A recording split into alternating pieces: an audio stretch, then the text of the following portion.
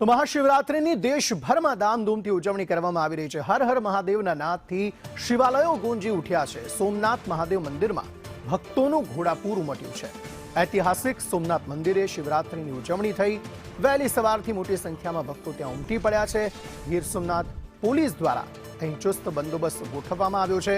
મહાશિવરાત્રિ પર 5 લાખથી વધારે યાત્રિકો આવવાની સંભાવના વ્યક્ત કરવામાં આવી રહી છે।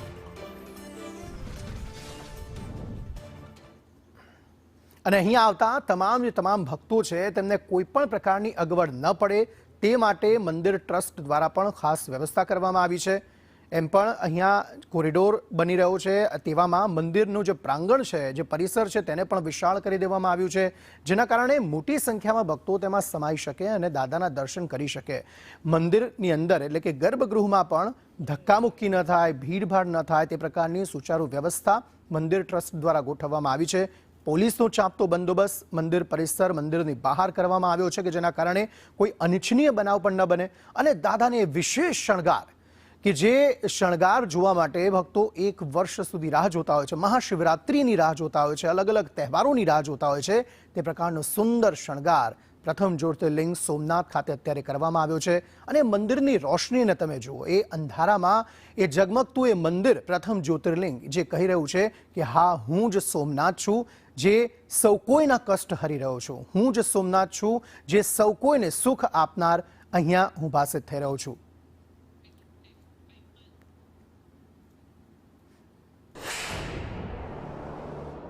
મહાશિવરાત્રિનો આજે મહાપર્વ છે અને અમને એ ધન્યતા મળી છે કે આજે સોમનાથ દાદાના ચરણોમાં આ મહાશિવરાત્રિની પ્રભાત થઈ રહી છે। મહાશિવરાત્રિનો સૂરજનું પહેલું કિરણ ઉગી રહ્યું છે અને ત્યાંથી કેટલાક મહેમાનો સાથે અમારી મુલાકાત થઈ। આ એ મહેમાનો છે કે જે આપણા ખૂબ નજીકના સંબંધીઓ પણ છે, પાડોશીઓ પણ છે। નેપાળથી એક આખું ગ્રુપ આવ્યું છે સોમનાથ દાદાના દર્શન કરવા માટે। એમની સાથે વાત કરીએ। મહાદેવ હર હર હર મહાદેવ। अच्छा मैडम, आप स्पेशल महाशिवरात्रि के दर्शन के लिए ही नेपाल से आए हैं? हम महाशिवरात्रि के दर्शन के लिए आए हैं। गुजरात में दो शिव का ये लिंग है ना, ज्योतिर्लिंग। हाँ, लिंग इसी दर्शन के लिए मिलाकर टिकट के करके हम 15 लोग यहाँ दर्शन के लिए आए। हम नेपाल के सुख शांति के लिए भी, समृद्धि के लिए यहाँ भगवान से प्रार्थना करने के लिए आए हूँ। अच्छा, हाँ जी हाँ जी हाँ जी हाँ जी। हम पशुपतिनाथ के समीप से, हम मुक्तिनाथ और कृष्ण गंडकी ये इसके समीप से, हम नेपाल देश से हम शिवरात्रि, महान शिवरात्रि के अवसर में ज्योतिर्लिंग हमारा सोमनाथ बाबा के उसमें ज्योतिर्लिंग में दर्शन करने के लिए हम आए। क्या दिव्यता की अनुभूति हुई जब सोमनाथ दादा के चरणों में आपने शीश झुकाया, आशीर्वाद मांगे? सब चीज मांगे, सब चीज, सबको कल्याण करे, सबको रक्षा करे, यही है, अपना मात्र नहीं, सबको कल्याण हो। हमेशा बुलाया करे, हमेशा दर्शन दिया करो, हम लोग के हमेशा आया मौका अवसर दिया करो, भगवान जी यही प्रार्थना करते हैं। हर हर महादेव। नमः पार्वती पते हर हर महादेव हर।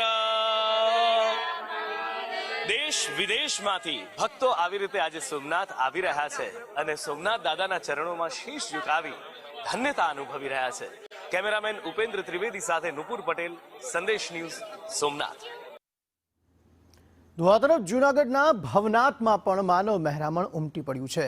આજે શિવરાત્રિને લઈ મોટી સંખ્યામાં ભક્તો અહીં ઉમટી પડ્યા।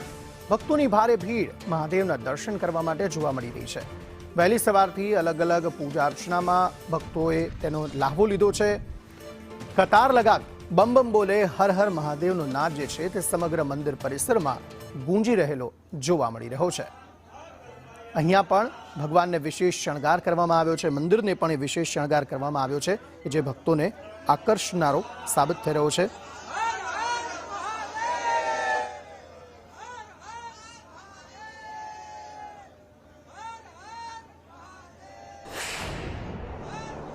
जूनागढ़ में महाशिवरात्रि का माहौल है वो अभी चरम सीमा पर है।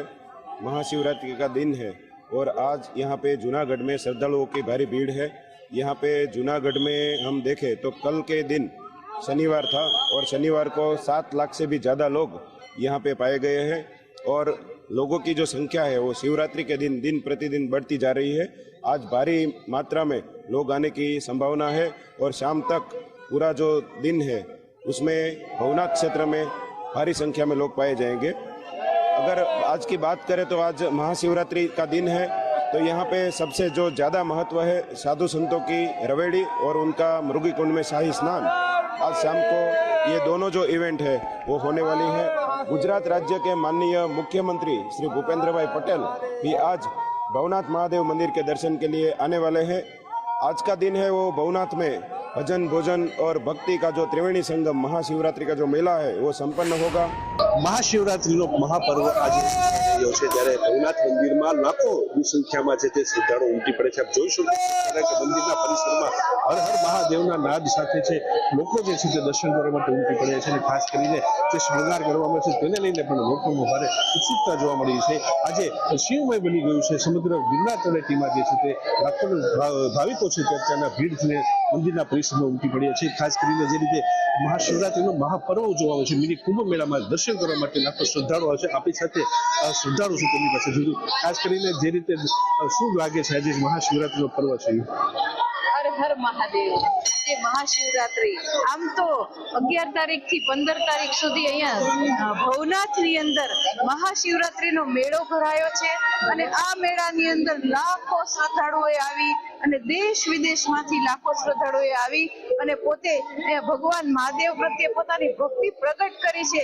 ત્યારે આજે આ શિવરાત્રીનો દિવસ છે અને આજના દિવસે લગભગ આખી રાત માનવ મહેરામણ જાણે અહીંયા ઉમટી પડ્યું છે અને લોકો ખૂબ આ વખત મેળાની અંદર આવ્યા છે. ત્યારે આજે સવારના અહીંયા ભવનાથ મંદિરની અંદર આમ જાણે ભક્તિનો માહોલ છે અને સ્વયં શિવજી એવું લાગે છે કે સ્વયં શિવજી અહીંયા ઉતરી આવ્યા છે અને એને એ લોકોને આ સૃષ્ટિને એક આશીર્વાદ આપે છે અને અહીંયા અમે ધન્યતાની લાગણી અનુભવી રહ્યા છીએ. શું કહેશો શિવભાઈ, વાતાવરણ છે શિવરાત્રી છે, આપણે જાણીએ જ છીએ એમ કે જુનાગઢ એટલે એક ધાર્મિક નગરી છે અને એમાં શિવરાત્રી જ્યારે આવે ત્યારે તો આપણું જુનાગઢ ખરેખર જેને કહે કે ભક્તિમાં રંગાઈ જાય છે અને આપણી એક પરંપરા છે કે આ એક બહુ સારામાં સારી રીતે છે. અને શિવરાત્રીમાં તો કાયમ આપણને એમ થાય કે આપણે 5 દિવસ જ્યારથી ધજા ચડે તો પૂર્ણાવતી થાય ત્યાં સુધી અહીંયા જઈએ, કારણ કે કોઈને કોઈ સ્વરૂપે આપણને અહીંયા શંકર મળી જશે એવો અંદરથી એક આપણને એક